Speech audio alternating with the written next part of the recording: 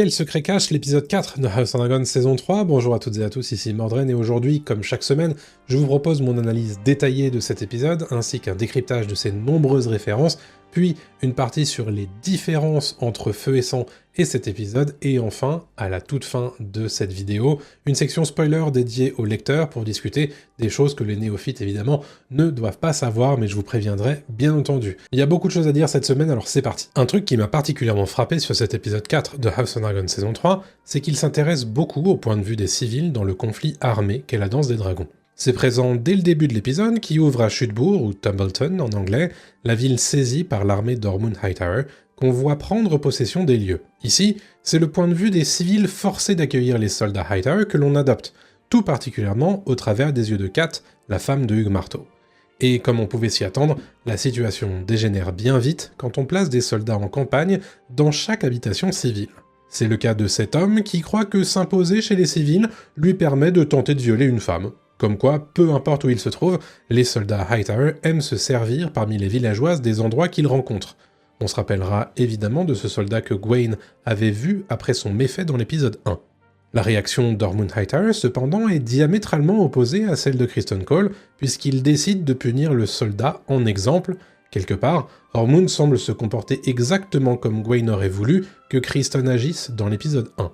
Ormund semble donc se placer en commandant exemplaire qui mène son armée d'une main de fer, mais on le verra dans l'épisode, la réalité est tout autre. Globalement, si on devait résumer cet épisode 4, je dirais que ce serait l'épisode d'Ormund Hightower, à l'image de Rhaenyra qui tente d'amasser autant d'informations sur son adversaire que possible, on en apprend beaucoup plus sur lui, son comportement, sa manière de penser et ses objectifs. Ormund s'est emparé de Shudbourg et des appartements du seigneur et de la dame Piet, ou Footly en anglais, sans aucune forme de ménagement. Dans leurs quelques entrevues, on note d'ailleurs que le seigneur Piet est tout sauf protecteur envers ses propres droits, c'est plutôt sa femme qui ose tenir tête à Ormund, alors que son mari se planque carrément derrière elle. On voit bien qui porte la culotte dans le couple. En tout cas, ça ne fait pas peur à Ormund qui fait carrément un numéro de charme à la dame, se présentant dans son plus simple appareil avec effronterie. Ormund le montre, il est chez lui, et il compte bien faire comme il l'entend, même s'il promet l'exemplarité de ses soldats. Sauf que cette promesse, comme je vous le disais, elle ne tient pas, car lui-même n'est pas exemplaire. Après avoir donné le change en punissant sévèrement le violeur, on découvre à la fin de l'épisode qu'il veut exécuter le frère de Kat qui a osé frapper un soldat Hightower. Il y a donc deux Ormund, le seigneur exemplaire quand tous les regards convergent sur lui, et l'homme colérique et suffisant dans le privé. C'est particulièrement clair dans la relation qu'il entretient avec Daeron, son pupille, qui voit Ormund bouillonner lorsqu'il lit la lettre de Gwaine en difficulté à Harrenhal. Daeron ordonne aux serviteurs de sortir de la salle, car il sait très bien de quoi est capable Ormund ici, sans doute de passer ses nerfs sur un innocent, voire même de le tuer. L'insistance de Daeron et son visage terrifié m'indiquent d'ailleurs que ce n'aurait sans doute pas été la première fois qu'Ormund se serait comporté de la sorte. Ormund semble en tout cas entretenir une relation extrêmement toxique avec Daeron qu'il a élevé comme son propre fils, et visiblement ça venait avec une certaine dose de manipulation et de conseils contradictoires à l'image de cette séquence dans le septuaire de Shudbourg où l'on voit Ormund prodiguer une leçon macabre à Daeron en le faisant exécuter un innocent. Il ne laisse pas le choix au jeune prince, lui intimant de ne pas le décevoir après tout ce qu'il a fait pour lui. Ici, il est bon de rappeler que Daeron n'a que 16 ans à ce moment-là du livre, et qu'il est donc logique qu'il soit à la botte d'Ormund. J'ai été d'ailleurs particulièrement frappé par la symbolique à l'intérieur de ce septuaire, qui renferme la dragonne Tessarion, carrément enchaînée, et on comprend bien vite après qu'Ormund déteste les dragons, et que celle de Daeron ne fait pas exception. Il nourrit en effet un ressentiment envers les bêtes qui ont permis à Aegon le Conquérant d'assujettir Westeros. Le fait ici que ce soit dans un lieu de la religion des Sept qu'un dragon est enfermé montre bien que la série poursuit son opposition entre ces deux croyances, comme c'était le cas du Grand Septon dans l'épisode 3. Et Ormund, même s'il est terrifié par la dragonne, dès qu'elle fait le moindre mouvement, semble jubiler de ce symbole. En l'enfermant ainsi, c'est le triomphe de la foi face à la barbarie Targaryen qu'il met en scène. J'ai noté cependant que Tessarion fait tomber des cierges posés sur l'autel du septuaire avant de carboniser la victime de Daeron. Est-ce une manière rapide de nous indiquer que la parure religieuse d'Ormund ne peut pas grand-chose contre la puissance brute des dragons? C'est possible, je vous laisse me donner vos interprétations en commentaire. En tout cas, le triomphe des Hightower contre les Targaryens, c'est précisément ce qu'Ormund souhaite. Comme il l'explique, Daeron est le seul des enfants de Viserys à être resté pur, selon ses standards. Et il est donc le seul à pouvoir représenter la véritable lignée qui doit prendre le trône. Ici, on voit bien que l'équipe des Verts d'Aegon a tout bonnement éclaté, avec d'un côté Aegon II, qui a fui Port-Réal, de l'autre Aemond qui est censé être à Harrenhal, et qui a attaqué puis menacé son grand frère, et enfin, désormais le dernier frère d'Aeron, qu'Ormund veut forcer à se déclarer seul héritier légitime du trône de fer. Ça fait beaucoup de dissensions au sein d'un même camp, non, vous trouvez pas ? En tout cas, cet épisode 4 est enfin l'occasion pour House of Dragon de confirmer l'identité du prince d'Aeron Targaryen. C'est donc bien le jeune homme qu'on avait entrevu dans l'épisode 1, aux côtés d'Ormund, et comme je m'en doutais, la série semble surtout s'intéresser au personnage d'Ormund plutôt qu'à celui de Daeron, qui a surtout l'air d'être sous son influence néfaste, et c'est à peu près tout. J'espère qu'on aura l'occasion par la suite de voir que Daeron peut penser par lui-même, mais ça n'est pas vraiment le cas dans cet épisode 4. Concernant Daeron, j'ai été interpellé par cette scène où Rhaenyra questionne Alicent sur le jeune prince, notamment en lui demandant pourquoi elle l'a envoyé à Vinevieille. Elle explique à Rhaenyra qu'elle voulait que son dernier enfant, avec Viserys, ne soit pas un Targaryen mais un Hightower. C'est pour ça qu'elle l'a envoyé auprès de Normund, pour qu'il soit élevé dans la tradition de sa famille et non celle de Viserys. Alicent a d'ailleurs l'air de s'en réjouir, comme elle l'avait fait déjà en saison 2, car il semble que ça ait permis de faire de Daeron un jeune homme meilleur que ses deux frères Aegon et Aemond. Pour autant, j'ai été particulièrement marqué par ce gros plan sur les doigts de la reine douairière quand elle parle à Rhaenyra. C'est un tic qu'Alicent a depuis la saison 1 lorsqu'elle semble nerveuse. Ici, on peut se demander si elle n'est pas tout simplement en train de cacher quelque chose à Rhaenyra, mais alors quoi ? Est-ce que c'est une manière pour la série de nous questionner sur la véritable ascendance de Daeron ? En gros, est-ce que Daeron n'est pas un bâtard ? Je sais pas si ce sera confirmé par la série, mais ça me paraît être un signal important que ce geste de nervosité d'Alicent. Jouerait-il qu'il paraît hautement improbable que Daeron soit un bâtard, car il faut bien qu'il y ait du sang valyrien pour pouvoir contrôler un dragon. Quant à ses cheveux roux, difficile à dire s'ils sont hérités de sa mère, ou bien si c'est le meilleur teinturier de Westeros, à savoir Ormund, qui lui a donné. Bref, tout ceci est hautement intriguant, mais ça ne fait pas pour l'instant du Daeron de la série un personnage à part entière à mon goût. Une des scènes qui m'a marqué dans cet épisode, c'est lorsque Daemon perd le contrôle de Caraxès dans le Val quand il sort du château des Ériers. Notez que même le grand Daemon Targaryen, dragonnier si expérimenté, est incapable de contrôler Caraxès lorsque le dragon a décidé de n'en faire qu'à sa tête. Comme quoi, il n'est pas si différent d'Aemond, qui perdait le contrôle de Vhagar au-dessus d'Accalmie en saison 1, et qui tuait donc Lucerys Velaryon dans l'épisode 10, ou bien de Rhaena, dont Voleur de Moutons a poursuivi Vermax et conduit Jaehaerys à sa mort dans l'épisode 1 de la saison 3. Rhaena, justement, retrouve son père dans la grotte où Voleur de Moutons a élu domicile. Elle apparaît d'ailleurs dans un plan assez magnifique, au fond de la caverne, avec sa silhouette dessinée par l'aura de flamme de son dragon. Sa rencontre avec Daemon nous donne, je crois, l'occasion d'être témoin de la seule scène où la fille parle avec son père depuis le début de la série. Et quelle discussion, il faut le dire. On voit les deux Targaryens dans une discussion assez tendue, au milieu de deux dragons hostiles l'un envers l'autre qu'ils tentent de calmer. Je trouve le symbole assez fort de ces deux dragonniers, l'une inexpérimentée et l'autre qui l'est bien plus, qui n'arrivent pas forcément à maîtriser leur bête. En tout cas, on voit Daemon passer par plusieurs émotions, entre la colère, le dépit, l'indécision entre tout révéler à Rhaenyra ou bien cacher Rhaena et son erreur. On voit bien ici un père qui imagine tout pour tenter de sortir son enfant d'une mauvaise passe. Mais c'est bien Rhaena qui finit par dominer la conversation, elle en profite pour vider son sac et des années de complexe d'infériorité, nées d'être la seule à ne pas avoir un dragon. Autant le dire tout de suite, maintenant qu'elle a Voleur de Moutons, elle ne le lâchera pas. Elle demande donc la seule faveur de sa vie à son père, mentir à Rhaenyra. Chose que Daemon va décider de faire, de façon assez grotesque d'ailleurs, tuant un berger innocent et ramenant son crâne carbonisé au conseil restreint, ce qui va laisser Rhaenyra et surtout Mysaria assez circonspectes. Daemon sait exactement qu'en faisant ça, il trahit Rhaenyra, mais il agit ici non pas en tant que mari, mais plutôt en tant que père, laissant la possibilité à Rhaena de vivre sans les conséquences de ses actions. Mais il me semble assez évident que tout ceci va mener inévitablement à la découverte de la supercherie et sans doute une nouvelle crise dans le couple Rhaenyra-Daemon. Pour rester dans la thématique des dragons, cet épisode 4 nous donne donc enfin la réponse concernant le statut de Feu du Soleil, ou Sunfire en anglais, le dragon d'Aegon II. Et à la grande surprise, j'imagine, des lecteurs, on découvre que le dragon d'Aegon est en réalité bel et bien mort, comme la série se tuait à nous le dire depuis la bataille de Repos des Freux.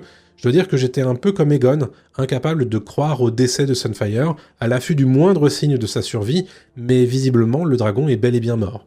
J'en parlerai un petit peu plus avant dans la vidéo, dans la partie différence avec le livre et dans la partie spoiler pour les lecteurs, mais j'avoue que j'ai du mal à comprendre ce choix de la série.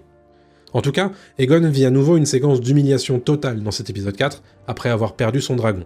Il perd aussi son autorité face au chef de la garnison de Repos des Freux qui le force à s'agenouiller devant lui et à lui embrasser le pied. Rien ne sera donc épargné à Aegon dans cette saison 3, qui n'est décidément pas tendre avec le roi vert. Ici, on voit bien qu'Aegon est plus bactère, mais on imagine bien que c'est aussi une manière pour la série de mettre en place son point le plus bas avant qu'il renaisse métaphoriquement de ses cendres, comme l'a d'ailleurs prévu son protecteur Larys Fort. House of Dragon continue à filer la thématique des rats au Donjon Rouge. Cette fois, c'est lorsque Rhaenyra montre à Alyne de Karen la maquette que Viserys a passé toute sa vie à construire en réplique au bastion de l'antique Valyria, une manière pour lui de se rappeler que même les plus grandes dynasties peuvent tomber. Et le fait que c'est précisément dans cette maquette que des rats ont élu domicile indique qu'il y a effectivement quelque chose de pourri à Port-Réal. Toute cette symbolique vient évidemment contribuer au sentiment de malaise que l'on pouvait vivre tout au long de l'épisode 3, alors que Rhaenyra prenait seulement possession du Donjon Rouge. D'ailleurs, la nouvelle reine n'est pas au bout de ses peines à Port-Réal, car déjà la population commence, semble-t-il, à gronder. À l'image de ce graffiti, la pointant du doigt comme la reine des bâtards, une référence cruelle aux rumeurs concernant la naissance de ses 3 premiers fils, critiqués pour être les enfants d'Arwyn Fort et non de Laenor Velaryon. Vous noterez d'ailleurs qu'on a peint 3 traits qui correspondent aux couleurs de la maison Fort à côté du graffiti, ce qui laisse peu de doute sur la signification de tout ceci. Difficile de savoir qui peut bien être responsable de ces accusations, mais le timing juste après le dîner 5 étoiles des nobles au Donjon Rouge me fait dire que c'est peut-être les nobles échaudés par le comportement de Rhaenyra qui pourraient en être à l'origine. Vous noterez que Rhaenyra demande à ce qu'on agisse vite pour faire cesser cette affaire, et ce faisant, elle donne l'opportunité aux Manteaux d'Or de faire absolument n'importe quoi, comme ils aiment tant le faire. Ils se lancent dans une opération punitive et frappent sans se poser de questions, quitte à s'en prendre à des innocents.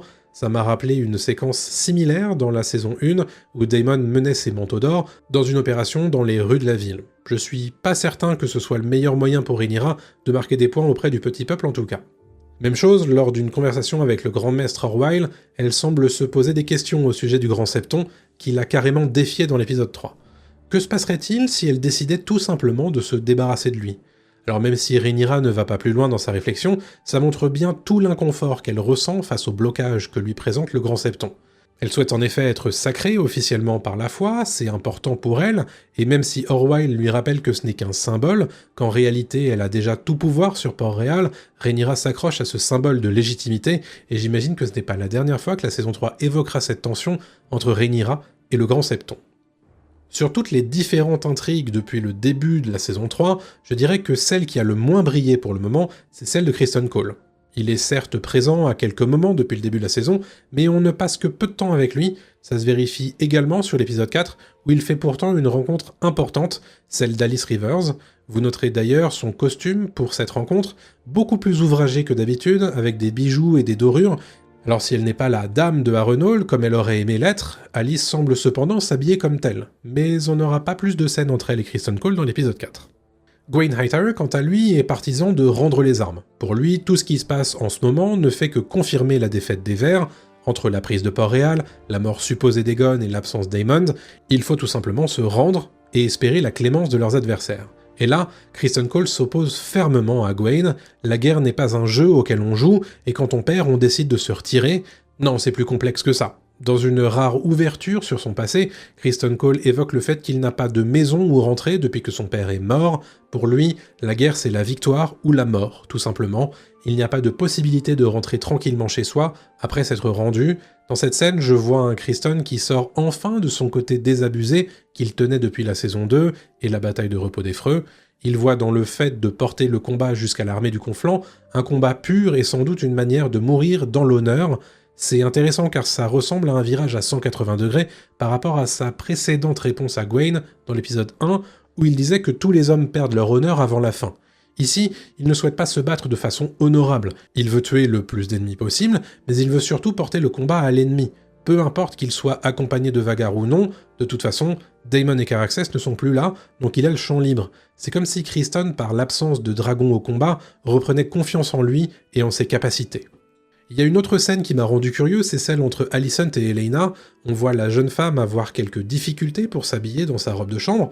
Alicent propose de l'aider, mais note que quelque chose ne va pas chez sa fille. Je sais pas si vous l'avez vu vous aussi, mais Elaena a une sorte de mouvement de recul quand sa mère tente de s'approcher pour l'aider, comme si elle ne supportait pas d'être touchée.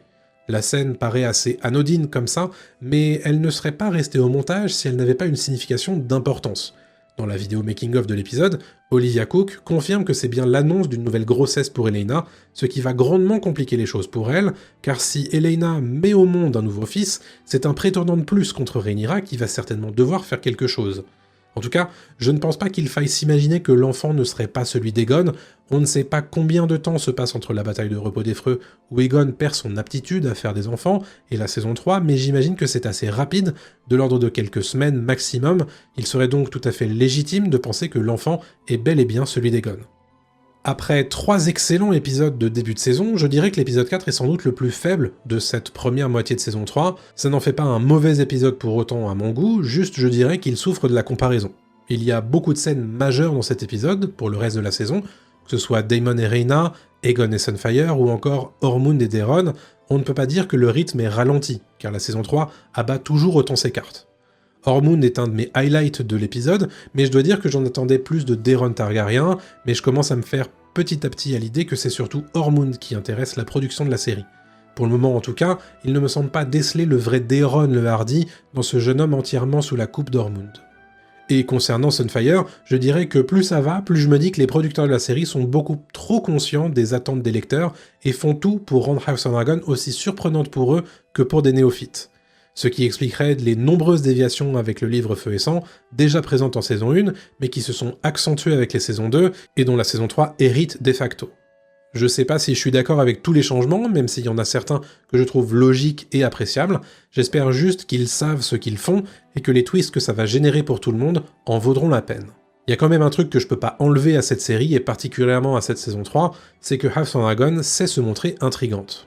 Avant de vous parler des nombreuses références de cet épisode 4, si vous appréciez Game of Thrones et l'univers de House of Dragon, vous êtes exactement au bon endroit. Tout au long de la saison 3 de House of Dragon, je vous proposerai des réactions, des analyses d'épisodes et des théories chaque semaine, mais aussi un live de débrief tous les mardis soirs à 21h, alors n'oubliez pas de vous abonner avec la cloche pour ne rien rater des prochaines vidéos. Je sais aussi que vous êtes plus de 50% à regarder cette vidéo et à ne pas être encore abonné à la chaîne, ça me ferait très plaisir que vous rejoigniez l'aventure. Merci d'avance. Qui dit nouvel épisode dit nouveau décryptage des références, et cette semaine il y en a encore beaucoup, alors c'est parti pour le décryptage. Cet épisode 4 nous donne pour la première fois l'occasion d'entrer dans la ville de Chutebourg. Il s'agit d'une ville marchande qui n'est pas fortifiée, donc il va falloir ériger des défenses rapidement pour l'armée Hightower. Dans ce contexte, infiltrer les soldats au sein même de la population est la meilleure défense d'Ormund contre le feu dragon, car Rhaenyra ne peut pas tout brûler au risque de passer pour une reine sanguinaire qui ne protège pas son peuple. En tout cas, on trouve à Chutebourg le seigneur et la dame Piette, ou Footly en VO, vassaux de la maison Tyrell du Bief. Leur blason représente des chausse-trappes, des pièges qui permettent de gêner la progression de fantassins et de cavaliers. Vous noterez d'ailleurs que le seigneur Piette est joué par Adam Brown, qui jouait le rôle du nain Ori dans la trilogie Le Hobbit de Peter Jackson. Je le disais, Rhaenyra est bloquée par la tactique d'Ormund car elle ne peut pas attaquer sans frapper des innocents. Elle explique que le royaume la nommerait Maegor ressuscité. C'est une référence à Maegor Ier Targaryen qui a été roi des 7 couronnes de 42 à 48 après conquête, soit un peu plus de 80 ans plus tôt. Fils cadet d'Aegon Ier et de Visenya, Maegor est rapidement surnommé Maegor le Cruel, car il a mené un règne particulièrement marqué par des massacres terribles. Il est notamment la cible de nombreuses contestations qui mènent à une guerre religieuse particulièrement violente. Maegor est aussi connu pour avoir pris plusieurs femmes, chose qui a particulièrement choqué à l'époque. On les appellera par la suite d'ailleurs ses épouses noires, qui lui donnèrent 3 enfants morts-nés, ce qui va créer des rumeurs sur une potentielle malédiction de Maegor. On comprend donc pourquoi Rhaenyra ne veut surtout pas être comparée à Maegor. À Chutebourg, Ormund reçoit un message de la part de Boros Baratheon. Il s'agit de l'actuel seigneur des Terres de l'Orage, qu'on voyait dans la saison 1, et on le voyait aussi dans l'épisode 10, où il recevait Lucerys Velaryon, et surtout Aemon Targaryen. On y apprenait que Boros avait donné la main d'une de ses filles à Aemon en guise de pacte d'alliance avec les Verts. John Roxton explique que Boros donne à nouveau des excuses, ça signifie qu'il ne va pas envoyer des troupes pour aider les Hightower. Une chose à savoir sur les Baratheons à ce moment-là, durant la danse des dragons, c'est qu'ils sont totalement absents du conflit, car ils remettent leur soutien à plus tard, prétextant qu'ils ont mieux à faire face aux Dorniens. Du coup, les Baratheons ne se mouillent pas vraiment durant la guerre civile, ce qui fait enrager Ormund ici. Le seigneur Hightower dit d'ailleurs un truc assez intéressant à ce moment-là, qu'il faut renvoyer un corbeau avec cette fois un dessin plutôt que des mots. Ça fait référence au fait que la série a mis en place que Boros est illettré. Rappelez-vous, dans l'épisode 10 de la saison 1, lorsqu'il reçoit le message de Lucerys, c'est son maître qui le lui lit à l'oreille. L'épisode 4 nous présente un nouveau membre de la garde Régine de Rhaenyra, il s'agit d'Adrian Rochefort, ou Redford en anglais. On ne sait pas grand-chose de lui dans les livres, à part que c'était un chevalier de la maison Rochefort, basé dans le château du même nom, dans le Val d'Arin. Le chevalier prend le parti de Rhaenyra durant la danse des dragons et devient membre de sa garde Régine. Il agit ici en tant que seul protecteur de la reine depuis la mort de ses autres gardes dans les épisodes précédents. Dans l'épisode 4, Rhaenyra construit petit à petit son conseil restreint. Déjà, elle propose à Royle de rester grand maître s'il lui reste fidèle. Le grand maître fait exactement ce que fait un maître, à savoir conseiller le seigneur, être professeur pour ses enfants et soigner les différentes maladies et blessures qui peuvent survenir dans la maisonnée. La seule différence, c'est qu'il fait ça auprès de la famille royale et que ses conseils ont le potentiel d'avoir un impact sur toutes les 7 couronnes. Sur le conseil de Mysaria, Rhaenyra nomme un grand argentier en la personne de Torren Manderly. Ici, les fonctions du grand argentier sont plutôt faciles à comprendre, il doit contrôler les finances du royaume, veillant aussi bien à ses dépenses et surtout à ses rentrées d'argent au moyen de taxes la plupart du temps. C'est d'ailleurs Tyland Lannister qui occupait cette charge précédemment pour Viserys. D'ailleurs, Torren nous explique que la Banque de Fer n'a pas répondu à leur demande de prêt. La Banque de Fer, c'est une institution située dans la cité libre de Braavos qui prête de l'argent contre des taux d'intérêt parfois exorbitants, à tel point que sa devise n'est autre que la Banque de Fer obtiendra toujours son dû. Contracter un prêt avec la Banque de Fer est donc parfois périlleux. En parlant des cités libres, Daemon rappelle à Rhaena qu'elle avait pour mission d'emmener ses fils, Aegon le Jeune et Viserys, jusqu'à Pentos. Et oui, on a tendance à les oublier, mais les 2 fils de Rhaenyra et de Daemon ont pris un bateau nommé le Fol Abandon à la fin de la saison 2, direction Pentos, où ils doivent être accueillis par le prince de la Cité Libre, qui est aussi un ami de Daemon. Aegon et Larys arrivent à Repos des Freux, ou Rook's Rest en anglais, la forteresse Staunton, détruite durant la bataille de la saison 2. On y trouve d'ailleurs le corps décapité de Meleys, la dragonne de Rhaenys, tuée par Vhagar.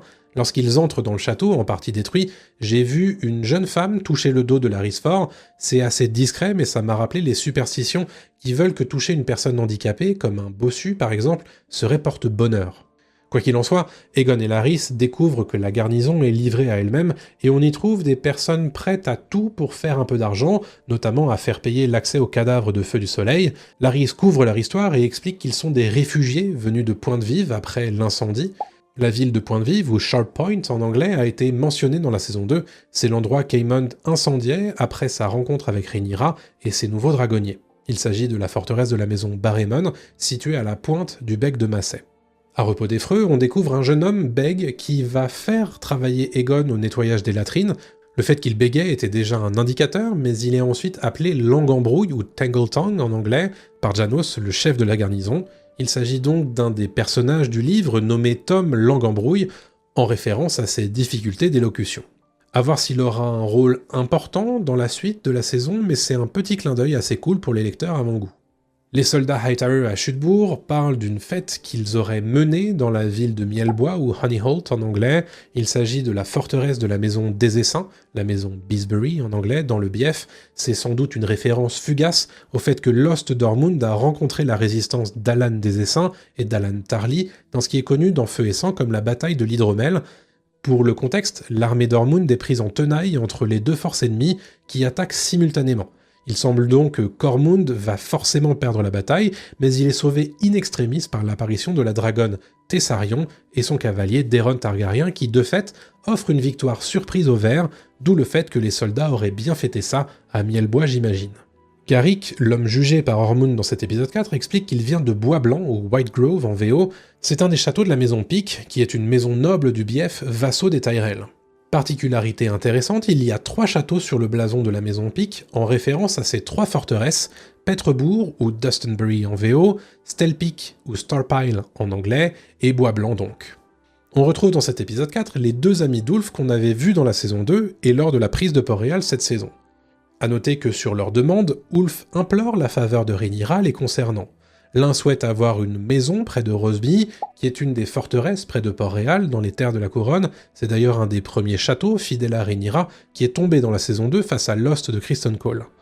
L'autre ami d'Ulf demande de son côté un passage pour Lys, c'est une cité libre située à l'est de la pointe de Dorne, au sud des Degrés de Pierre. On dit d'ailleurs que Lys est la plus belle des 9 cités libres. L'épisode 4 de cette saison 3 nous donne l'occasion de retrouver le magnifique château des Airiers, un château de pierre blanche qu'on a déjà eu l'occasion de voir à plusieurs reprises dans Game of Thrones. C'est l'occasion par exemple de retrouver la fameuse porte de la lune, une porte horizontale qui s'ouvre directement vers le vide. C'est là que les condamnés à mort par la seigneurie Arryn sont envoyés à leur perte. Cette porte de la lune joue un rôle important dans le duel judiciaire qui doit déterminer de l'innocence ou non de Tyrion Lannister dans l'assassinat du seigneur Jon Arryn. Duel qui se solde par la mort du champion du seigneur Arryn, précipité par Bronn dans la porte de la lune justement. Vous aurez aussi noté le trône sur lequel siège la dame Jane Arryn. Il est fait de bois torsadé et noueux. Dans les livres, le trône des seigneurs Arryn est fait du bois blanc de Baral, l'arbre à feuilles rouges dans lequel est taillé un visage, et dont on dit qu'ils sont sacrés en hommage aux anciens dieux. J'attire votre attention sur le fait que Jane Arryn fait référence au décès de la première épouse de Daemon Targaryen. Elle parle ici de Rhea Royce, la dame de Roche-aux-Runes, ou Runestone en anglais, avec qui Daemon était marié avant qu'elle meure dans des circonstances plus que suspectes dans la saison 1 de House of Dragon, ce qui permet ensuite à Daemon de se marier avec Rhaenyra. A noter que dans le livre, le mariage entre Rhaenyra et Daemon est célébré très vite après ce décès. Je n'ai plus le timing en tête, mais c'est bien trop tôt pour être conforme à la bienséance. Dans Feu et Sang toujours, il est précisé que Jane Arryn n'aime pas du tout Daemon, et je trouve que ça transparaît plutôt très bien dans cette scène. Après une référence dans l'épisode 3, voici une nouvelle mention cette semaine de la magie noire qui aurait permis de créer les dragons qu'Ormund considère comme des abominations. Il parle ici de ce qu'on appelle la sans-magie, ou la blood magic en anglais, qui, selon Septembart, aurait été utilisée par les Valyriens pour créer les dragons à partir de vouivres.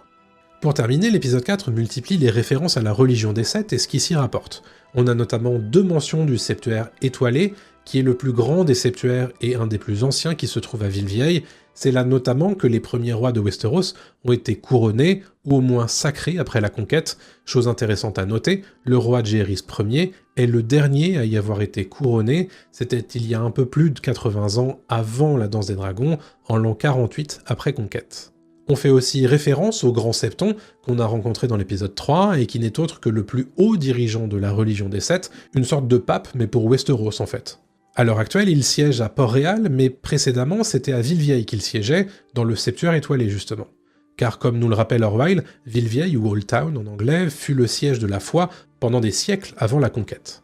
Face à Daeron, Ormund mentionne qu'il est béni par le Père, il s'agit d'une des faces du Dieu unique. Le Père, parfois aussi appelé le Père d'en haut, incarne la justice et l'autorité.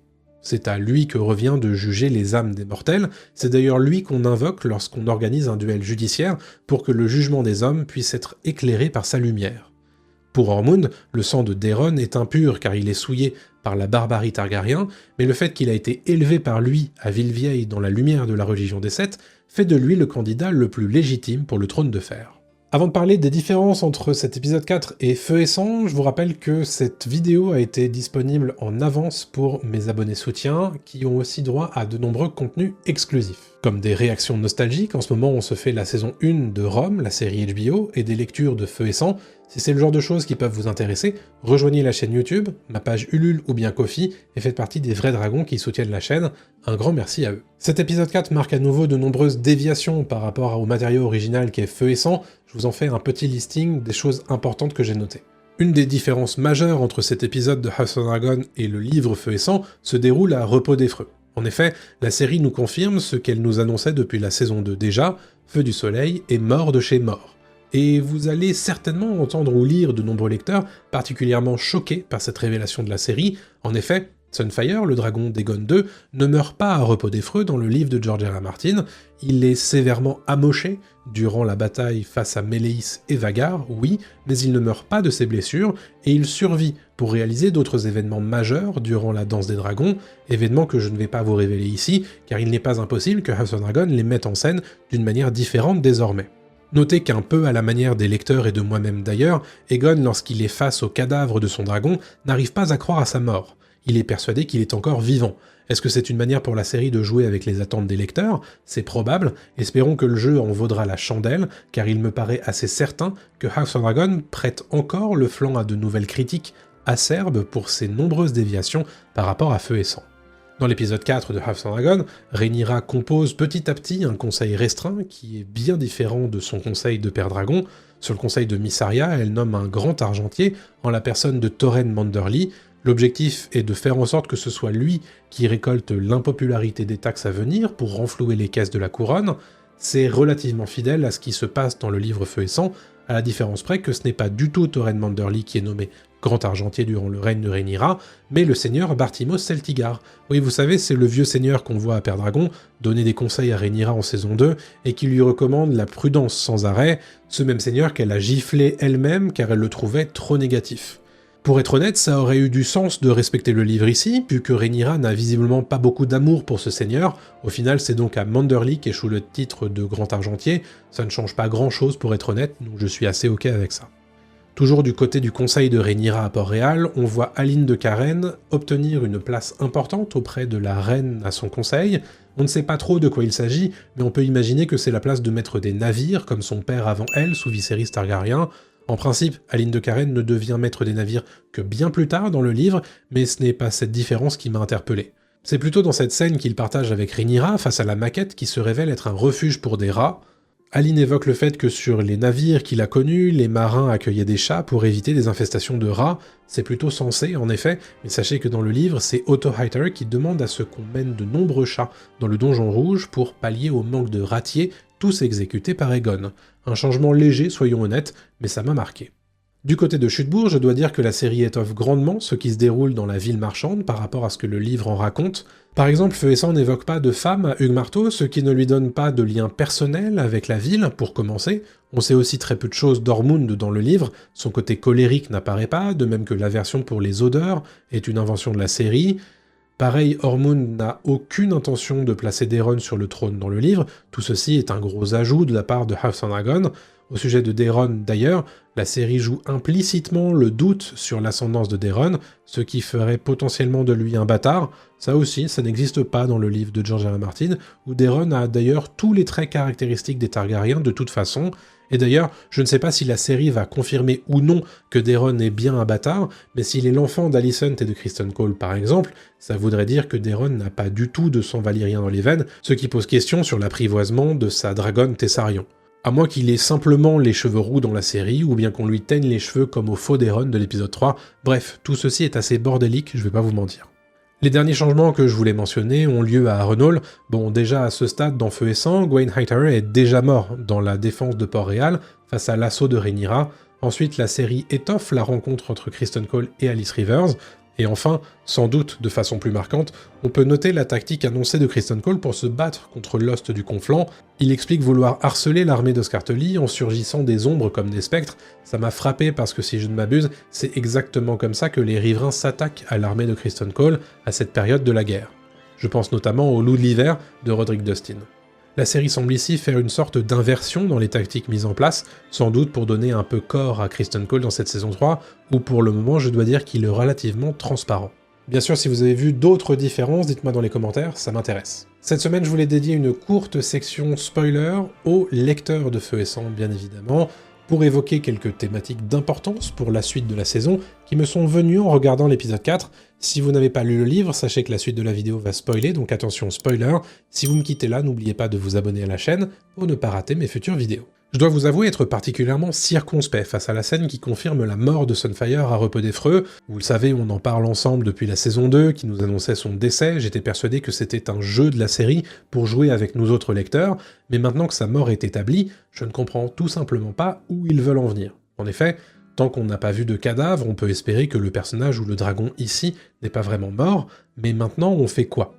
Vous savez comme moi que Feu du Soleil doit mettre un terme à la danse des dragons d'une manière particulièrement choquante, alors pourquoi tuer un dragon aussi important ? D'autant plus que même Joffrey Baratheon en parle dans Game of Thrones, je suis d'ailleurs allé revoir ce passage, et spécifiquement, Joffrey dit que c'est le dragon du frère de Rhaenyra qui a mangé vous savez qui.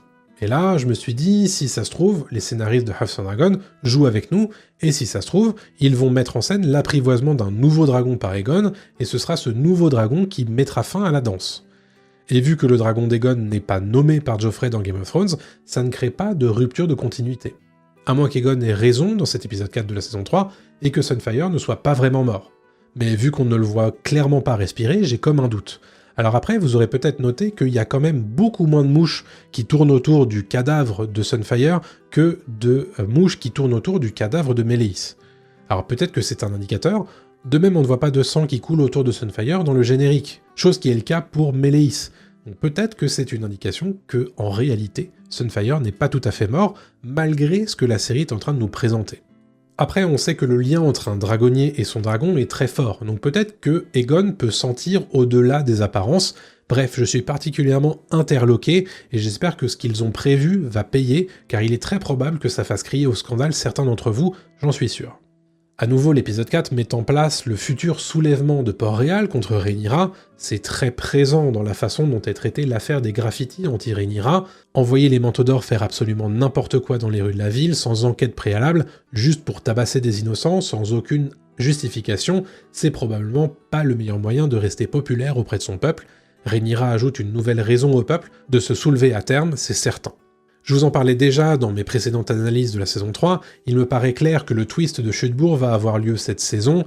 La série prépare tellement assidûment les personnages de Hugh et surtout d'Ulf que je serais surpris que ça n'arrive pas.